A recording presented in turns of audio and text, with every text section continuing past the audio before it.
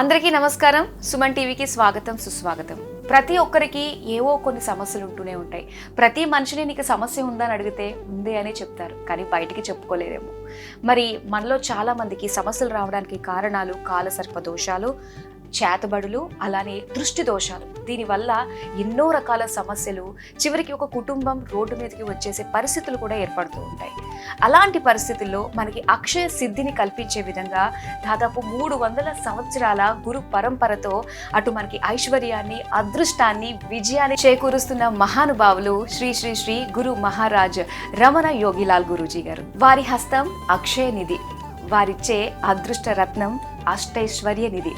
ఎంతో మంది పారిశ్రామికవేత్తలు, రాజకీయ నాయకులు, జీరోలుగా కెరియర్ స్టార్ట్ చేసిన హీరోల వరకు ఎంతో మంది లబ్ధి పొందారు ఆయన హస్తం ద్వారా, ఆయన ఇచ్చిన అదృష్ట రత్నం ద్వారా. ప్రపంచ వ్యాప్తంగా ఎంతో మంది భక్తులకు తాము ఇచ్చే అదృష్ట రత్నాలతో కోటీశ్వరులు చేసిన మహానుభావులు శ్రీ శ్రీ శ్రీ గురు మహారాజ్ రమణ యోగిలాల్ గురూజీ గారు మనతో పాటు ఉన్నారు. నమస్కారం గురువు గారు. సోంబుయతల్లి.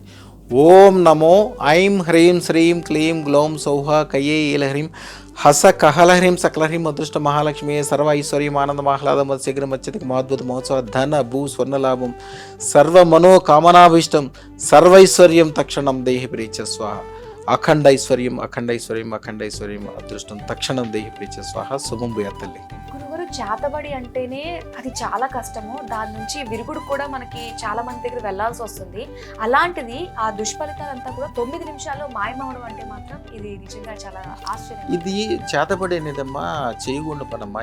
ఎవరు ఎందుకు చేస్తారో అది చేసేటప్పుడు చాలా చిన్న ప్రక్రియ, పెద్దదేం కాదు.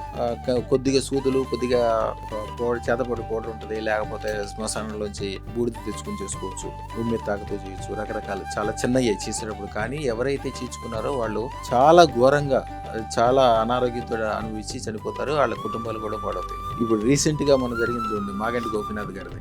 మొత్తం మార్కెట్లో అందరూ కూడా చేతబడి జరిగింది అని చేసిన వాళ్ళు కూడా ఎవరో మార్కెట్లో రివీల్ అవుతున్నారు. చేసిన వాళ్ళు కూడా నేనే చేశానని చెప్తున్నాడు.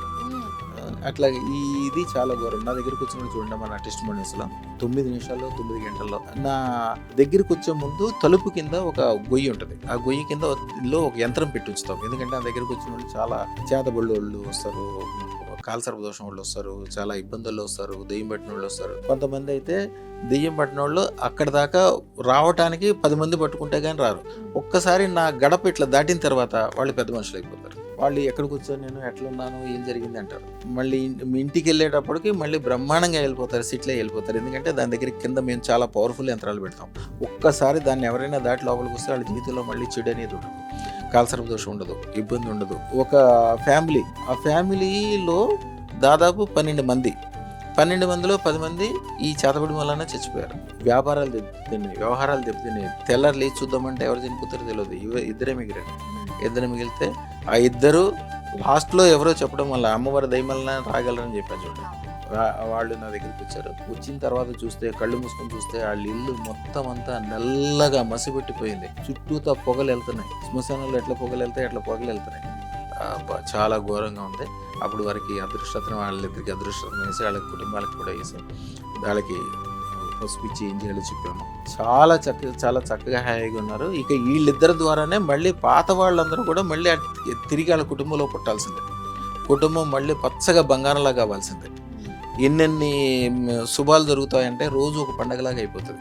అదృష్టలక్ష్మి అమ్మ కానీ, భద్రకాళి అమ్మగారు కానీ వాళ్ళని మనిషికి కంటికి రెప్పలాగా కాపాడుకుంటుంది. ఆవిడ ప్రత్యంగర యొక్క రూపం భద్రకాళి దేవి. మిమ్మల్ని మాత్రం భద్రంగా చూసుకుంటుంది. ఎదటి వాళ్ళని మాత్రం తన యొక్క 100 సింహం తలలతోటి, తన నాలుకలతోటి మొత్తం చీల్చి చెండాడుద్ది. అందుకనే ఈశ్వరుడు కూడా ఆవిడ ఏం చెప్తాడో అదే వింటాడు.